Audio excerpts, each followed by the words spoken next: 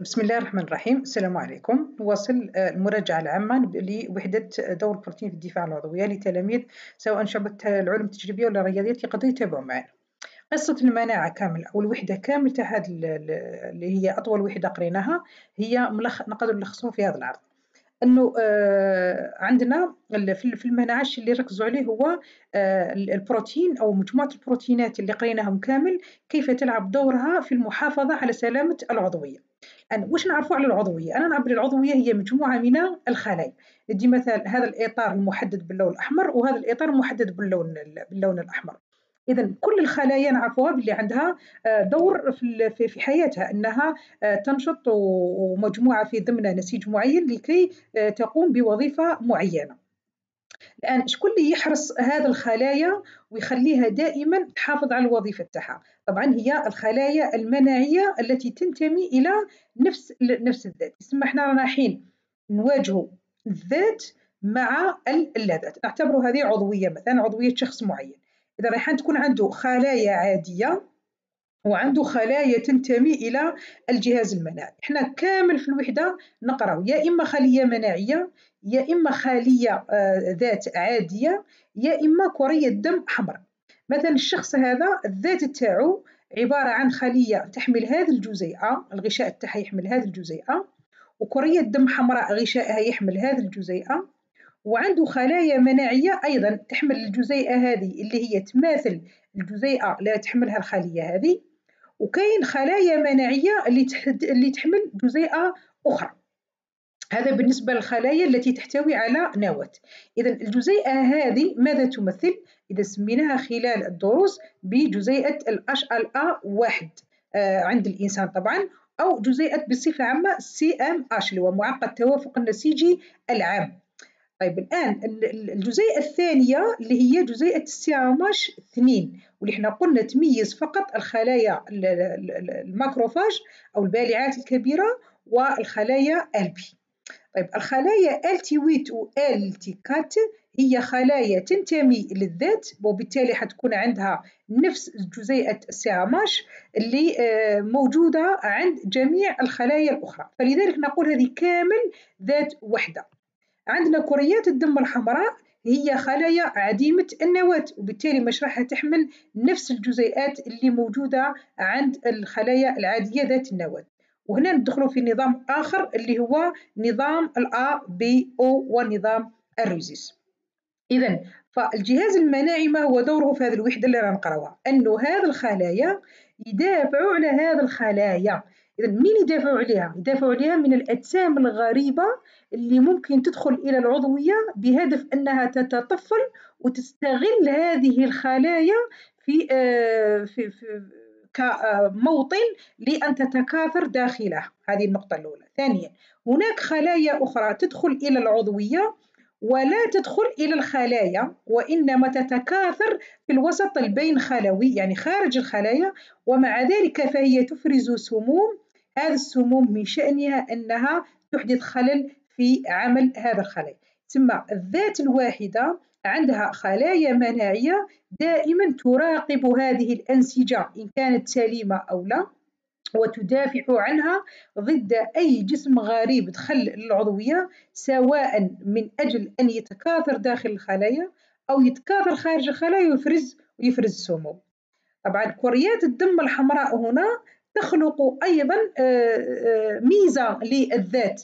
فكريات الدم الحمراء هي في الحقيقة ليست مضرة، ومع ذلك فكل عضوية عندها زمرة دموية خاصة بها لازم لها التوافق. طبعا احنا في الدرس في الوحدة هذه ما ركزناش على هذا الجانب. لماذا كريات الدم الحمراء أو الزمر الدموية مختلفة للأشخاص؟ اللي كان يهمنا هو الجزيئات اللي محمولة على غشاء أو أغشية الخلايا ذات النواة. فيما يقابلها عندنا اللاذات واش حتكون؟ إما فيروس، إما تكون بكتيريا، إما تكون خلية تاع طعم لا تنتمي للذات، إما تكون كرية دم حمراء أيضا لا تنتمي إلى الذات. مثلا هذا الزمرة تاعو A نيجاتيف، هذا الزمرة تاعو B بوزيتيف.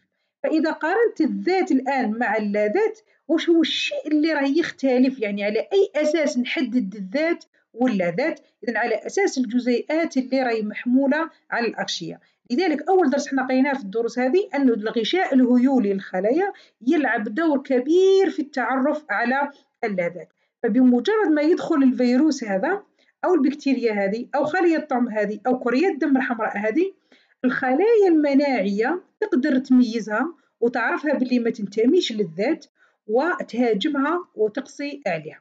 وكان في الدرس تاعنا السؤال المطروح هو كيفاش هذه الخلايا المناعية تتعرف على هذه اللاذات وتقصيه. هذا في موضوع آخر، نخلو المراجعة تاع الفيديو المقبل بإذن الله. اللي نهتم به في الفيديو هو الذات واللاذات باش نرجعوه مليح. تسمى من خلال هذا نقدر نخرجوا مفهوم الذات واللاذات. واش هو الذات؟ دائما كي تبغي تخرج مفهوم الذات تفكر هذا الرسم وتبعوه هنايا. اولا تعرف الذات بمحددات تتمثل في جزيئات من طبيعه جليكوبروتينيه محموله على السطح الخارجي للغشاء. اذا تقدر تجيب هنا الفكره. قلنا الذات واش هي؟ تعرف الذات بمحددات محمولة على سطح الأغشية الخلوية من طبيعة جليكوبروتينية. صح، محددة وراثيا. ما معنى محددة وراثيا؟ معناتها الجزيئة اللي تظهر على سطح الغشاء راهي عندها مورثة داخل النواة. وأنا تعمدت نستعمل اللون الأزرق وهنا اللون البنفسجي باش نقدر نبين بأنه هناك علاقة كبيرة بين النواة وما بين الجزيئة المحمولة على السطح الخارجي. إذا هنا هذا اللي كتبتهم لكم باللون الأخضر هي المعلومات الأساسية اللي حسبكم عليها. تعرف الذات بمحددات تتمثل في جزيئات من طبيعة جليكوبروتينية محمولة على السطح الخارجي للغشاء الهيولي، محددة وراثيا، تمثل بطاقة الهوية البيولوجية للفرد. لماذا تمثل بطاقة الهوية البيولوجية للفرد؟ لأنه هذه كشغل هي لاكارت ناسيونال تاعك، لاكارت هوية بيولوجية لهذه. إذا هذه كي تدخل تتقارن مع هذه، ما تشبهلاش خلاص، فبالتالي لا تنتمي للذات. إذا تتمثل في سياماش الأبي أو والريزوس. هاي كل شيء راه واضح هنا. إذا تقدر من هذه الصورة تعاود تعرف الذات. واش قلنا على الذات؟ تعرف الذات بمحددات من طبيعة جليكوبروتينية. أين نجدها؟ محمولة على غشاء الخلايا بصفة عامة، محددة وراثيا، تمثل بطاقة الهوية البيولوجية للفرد، تتمثل في سياماش ولابيو والريزوس. ما هو تعريفنا للاذات؟ اللاذات واش هو؟ راح يكون مجموع الجزيئات الغريبة عن من؟ عن العضوية التي لا تنتمي للذات، والقادرة على ماذا؟ على إثارة الجهاز المناعي. ما معناه؟ أن الخلايا المناعية تكشفها باللي لا تنتمي للذات، لأن هذه عندها آليات تسمح لها بأن تتعرف على كل ما هو لا ذات وتقدر تميزه إذا كان ينتمي للذات ولا لا. والتفاعل مع العناصر الدفاعية التي ولدها قصد إقصائه. إذن هذا هو اللاذات. سما كي يدخل عند العضوية تتعرف عليه باللي هو لاذات، تثار استجابة مناعية نوعية، تعطيني عناصر دفاعية اللي تمثل في الالتيسي والأجسام المضادة. هذه العناصر الدفاعية تعاود تتفاعل مع هذا اللاذات وتقوم بإقصائه. وهنا لازم ندخلوا في الاستجابة ذات الوساطة الخلطية والخلوية. صح، الآن عرفنا النقطة أساسية أيضا، بما أن المحددات الذات محمولة على غشاء الخلايا لازم نكونوا نعرفوا ما هي بنية الغشاء الهيولي. إذا كمعلومات بسيطة، الغشاء الهيولي واش قلنا عليه؟ يتميز بميزة أساسية، هو ذو بنية فسيفسائية. لماذا؟ لأنه يتكون من عدة جزيئات متنوعة من حيث يعني عندنا من حيث النوع نوجد بروتينات، نوجد فوسفوليبيد، نوجد كوليسترول، نوجد جزيئات سكرية، وأيضا متباينة التوضع. بالنسبة للبروتينات قد نجدها ضمنية، قد نجدها داخلية، قد نجدها سطحية خارجية، وأيضا ذات أحجام مختلفة. صح. زيد الصفة الثانية ما هي؟ هي الميوعة. الميوعة ماذا نقصد بها؟ اللي هي قدرة الجزيئات على الحركة، وهذه شفناها في عدة وحدات مقبلة بأنه فعلا حركية الجزيئات تساهم بشكل كبير في أن الغشاء الهيولي يقدم وظائف يعني غاية في الدقة بالنسبة للخلايا. شفناها مثلا في تشكل الأرجل الكاذبة، لازم تكون الميوعة باش تشكل الأرجل الكاذبة. شفنا الميوعة أيضا عندما درسنا الانزيمات الغشائيه اللي تقدر تغير من شكلها مثلا كما المضخات صوديوم بوتاسيوم الى اخره. يعني عندنا معلومات كافيه درك بعد ما كملنا كاع البرنامج. الآن نجي إلى محددات الذات. واش هي؟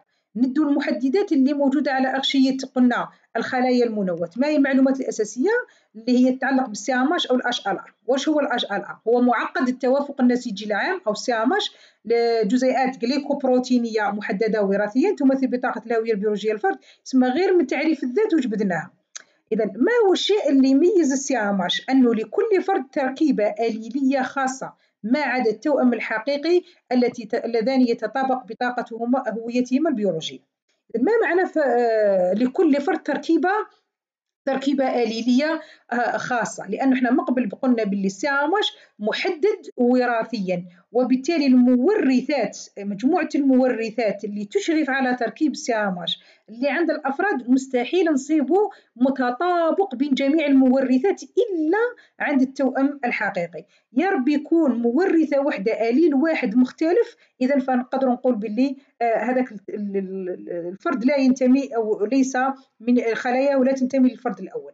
يعود التنوع الشديد للساماش بين الأفراد إلى ماذا؟ إلى تعدد المورثات المشرفة عليه. هذا اللي باللون الأحمر كلها معلومات أساسية لازم تركزوا عليها. تنوع آليلاتها وغياب السيادة بينها. تماثل الساماش يعني توافق نسيجي بين المعطي والمانح يؤدي إلى قبول الطعم. اختلاف الساماش بين المعطي والمانح يؤدي إلى رفض الطعم. وعليه فإن التوأم الحقيقي فقط هما اللي نتوقعوا بلي يكون عندهم قبول الطعم 100%، بينما قبول الطعم بين أفراد مختلفين في الساماش يتوقف على نسبة التوافق. لازم تكون نسبة التوافق عالية جدا باش ينقلوا لهم الطعم. بالنسبة للمحددات الخاصة بكريات الدم الحمراء، إذا اللي هي المرتبطة بالزمر الدموية، تحدد بنظامين، نظام أبي أو ونظام الريزيس. قلنا لا يتعلق أحدهما بالآخر، ويعطي كلاهما 8 أنماط ظاهرية من الزمر الدموية اللي تعرفوها كامل، اللي مثلا الآن نوجدوا فيه البوزيتيف والنيجاتيف، البي نفس الشيء، الأبي نفس الشيء، والأو نفس الشيء. نعاودو نرجعو بالنسبة للسياماش، قلنا باللي عندنا نمطين من السياماش، أو صنفين، سياماش 1 وسياماش 2. شو الفرق بيناتهم؟ أن السياماش 1 عنده سلسلة طويلة تخترق الغشاء الهيولي، وسلسلة قصيرة سطحية خارجية. يشرف على تركيب السلسلة الأولى مورثات محمولة على الصبغة رقم 6. عندنا A وسي وبي، هذا هو المعنى تاع تعدد المورثات. إذا تعدد المورثات بشكل كبير، صح. الآن ماذا نقصد بتنوع الآليلات؟ معناتها في الآ الوحدة نقدر نوجدوا مئات من الآليلات تاع الآ 1 2 3 4 5، السي نفس الشيء، البي نفس الشيء، لكن الشخص الواحد لا يحمل إلا آليل أو آليلين على الأكثر مختلفين لنفس المورثة، لأن واحد يدي من عند الأب والآخر يدي من عند الأم. أما السلسلة بيتا فهي يشرف عليها مورثة محمولة على الصبغة رقم 15. إذا أيهما أهم في تنوع السياماش؟ يقول لك هو السلسلة ألفا. لماذا؟ لأنها تحتوي على موقع تثبيت البيبتيد المستضد، أو وهذه وين تشوفوها كي ندخلوا في الاستجابة المناعية. إذا هنا كتب لك بيبتيد بصفة عامة، بيبتيد سواء كان مستضدي أو بيبتيد ذاتي. بالنسبة للسياماش 2، شو الفرق بيناتهم؟ قلنا بلي هذه تكون من سلسلتين ألفا وبيتا، كلاهما تخترق الغشاء الهيولي. أيضا المورثات اللي تشرف عليه محمول على الصبغة رقم 6 بجانب أو مجاورة للمورثات اللي تشرف على الألفا تاع سياماش 1. وأيضا تتميز بتعدد المورثات اللي هو الدي آر والدي كيو والدي بي، وتنوع الآليلات، صح. الآن هل كل وحدة كما هنايا الأ، يعني الأش عندنا الأش ال أ، أش ال أ سي، أش ال أ بي. هنا شنو راح نوجدوا؟ أش ال أ دي آر، أش ال أ دي كيو، أش ال أ دي بي. طيب الآن يقول لي باللي هنايا صح حسبنا باللي زوج مورثات راهم يخرجوا لي في سياماش 1، وهنايا حيقول لك باللي دي ار تنقسم على زوج، وحده تخرج لي الالفا وحده تخرج لي البيتا، يعني ما عنديش صبغي واحد اخر يزيد يخرج لي سياماش 2. اذا هذا هو المعنى الحقيقي، انه التنوع الشديد للافراد او لسياماش الافراد يعود الى تعدد المورثات المشرفه عليه، تنوع شديد لاليلاتها، وايضا غياب السياده. ماذا نقصد بغياب السياده؟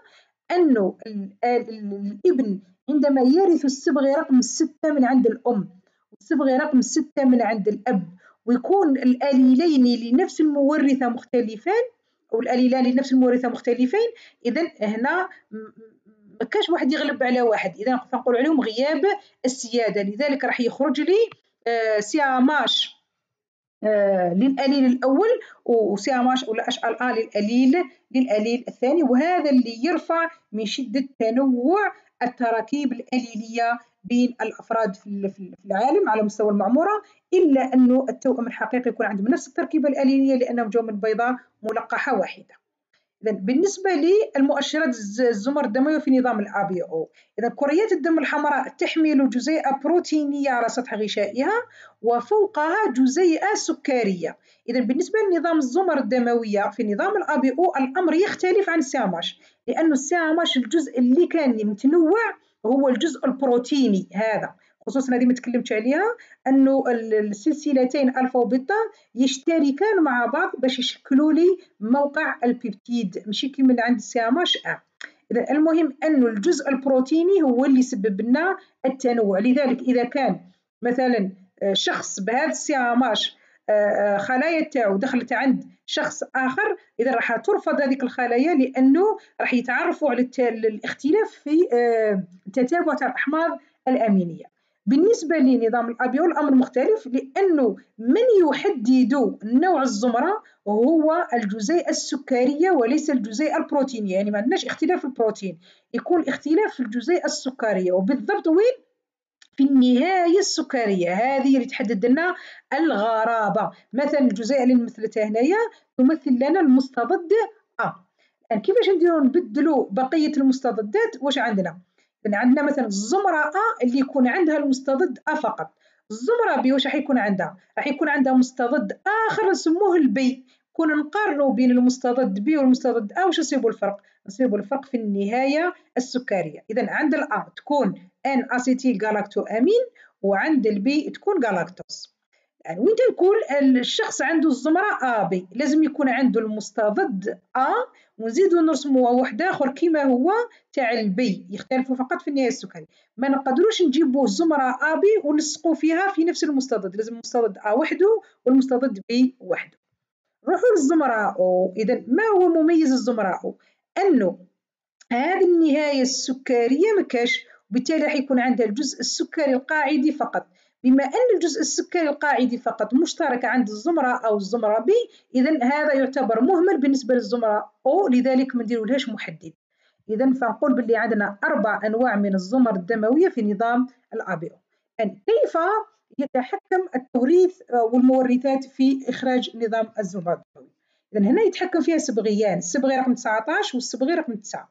الصبغة رقم 19 يعني فيه مورثة يسموها الآش، تشرف على تركيب إنزيم وظيفي يسموه الآش أيضا. هذا الإنزيم الوظيفي واش هي الدور تاعو؟ احنا نعرف بلي كل إنزيم عنده ركائز وعنده نتائج التفاعل. إذا الركائز تاعو هي الجزء السكري القاعدي زائد الفيكوز. نعاودو نرجعو لهنا، ماذا نقصد بالجزء السكري القاعدي؟ هذه اللي تكون من 1 2 3 4، هذو 4 يشكلوا لي ما يسمى بالجزء السكري القاعدي. يجي إنزيم الآش واش يدير؟ يربط الفيكوز مع الجلاكتوز اللي هو آخر سكر في الجزء السكري القاعدي، ويشكل لنا ما يسمى بالمؤشر آش، يعني المؤشر آش بدون هذه النهاية السكرية. إذا هذا يديرها الإنزيم آش، إذا ويخرج لي المؤشر آش. تجي الصبغة رقم 9 اللي فيه مورثة إي، هذه المورثة إي فيها 3 أشكال، إما آليل بي أو آليل أ أو آليل الطفل أو. الآليل بي شنو الميزة تاعو؟ يشرف على تركيب إنزيم بي. هذا الإنزيم بي واش هي الوظيفة تاعو؟ يحكم هذاك المؤشر آش ويزيد له النهاية تاعو محددة اللي هي الجلاكتوز، إذا يخرج لي المستضد بي. الآليل أ واش وظيفته؟ يخرج لي إنزيم أ وظيفي يحكم المؤشر آش اللي خرجوا لي المورثة آش، ويزيد لها الناغ ولا الان اسيتيل غالاكتو امين ويعطيني المستضد أ. بمعنى هذا المستضد أ كيفاش دار خرج؟ خرجوه زوج مورثات، مورثة خرجت لي الإنزيم آش اللي ربط الفيكوز مع هذا مع الجزء السكري القاعدي، وبعد زاد الانزيم ا اللي ربط هذا الان اسيتيل جالاكتوامين مع المؤشر اش. الاليل ا هذا بالنسبه للاليل بي. الاليل بي ولا الانزيم بي انه ما يقدرش يضيف الان اسيتيل جالاكتوامين، وانما لازم يضيف جالاكتوز وحده اخرى، جالاكتوز كيما هذه عاود يزيدها هنايا. الاليل اوطافر، هذا الاليل اوطافر كي نجيو نديروا له تعبير مورثي نصيبوا بلي البروتين اللي ينتجوه بروتين قصير جدا، وبالتالي ما يقدرش يدي بنيه فراغيه ويعطيني انزيم وظيفي، فنقول لا يعطي اي انزيم وظيفي، وبالتالي الخليه كي تصنع المؤشر اش عن طريق الانزيم اش وتتوقف. اذا فما يكونش عندها مستضد بي ولا مستضد ا، لانه ما نقدر نضيف لها لا النهايه جالاكتوز ولا النهايه ان جالاكتو امين فتعطيني المؤشر اش. فلذلك كي نجو نشوفوا توريث التشابه بين الزمر الدمويه، لاحظ بأن جميع الزمر الدمويه عندها المؤشر اش، فلا يعتبر المؤشر اش جزءا غريبا بالنسبه للزمره ا ولا بالنسبه للزمره ب، فنعتبر الزمره او معطي عام، لان ما دام تحمل المؤشر اش وموجود هذا المؤشر اش عند بقيه الزمر، اذا فتعتبره ينتمي للذات، وبالتالي لا تتولد له استجابه مناعيه اتجاه المؤشر اش. بينما كنت ندو الزمره بي اللي هي عندها المستضد بي واللي صح فيها المؤشر اش بصح فيها النهايه جالاكتوز، لو كانت تدخل عند الزمره بي اذا هذا الجالاكتوز يولي يثير الجهاز المناعي تاع الزمره او عفوا، وبالتالي حترد له باستجابه مناعيه ضد بي. نفس الشيء الان لو كان يدخل عند الاو، هذه النهايه السكريه ان جالاكتو امين راح تثير الجهاز المناعي وتنتج له اونتي ا. انا وين تنقولوا باللي الزمره ا بي، الزمره ا بي شكون هي؟ هي اللي تقدر تصنع المستضد بي واللي تقدر تصنع المستضد ا، وبالتالي لازم يكون عندها الانزيم بي والانزيم ا، وبالتالي لازم يكون عندها الاليل بي والاليل ا. اسهل زمره هي الزمره ا بي، يعني نمطها الوراثي واش راح يكون؟ راح يكون ا بي، الاي يخرج الا والبي يخرج البي. يعني عفوا الزمره بي واش راح يكون عندها؟ راح يكون عندها الاليل بي، اما الاليل بي الاول من عند الاب والاليل بي من عند الام يعني بي بي، او يكون عندها البي او، لانه يكفي ان يكون عندها اليل واحد بي تخرج المستضد بي. نفس الشيء بالنسبه للزمره راح يكون عندها الاليل ا او الاليل او. الزمره او باش تخرج لازم واش يكون؟ لازم يكون عندها الاليل او فقط، لانه لو كان يجي الاليل بي يغلبها، لو كان يجي الاليل ا يغلبها ويركبوا هذه المستضدات، اذا باش تظهر عندك الزمره او لازم تكون عندك الاليل او. طبعا ما ندخلوش في ديك تاع زمره بومبي وما نخلطلكمش الامور في الوقت الحالي، هذا هو ما يتحكم في نظام الذات واللذات، والى لقاء اخر.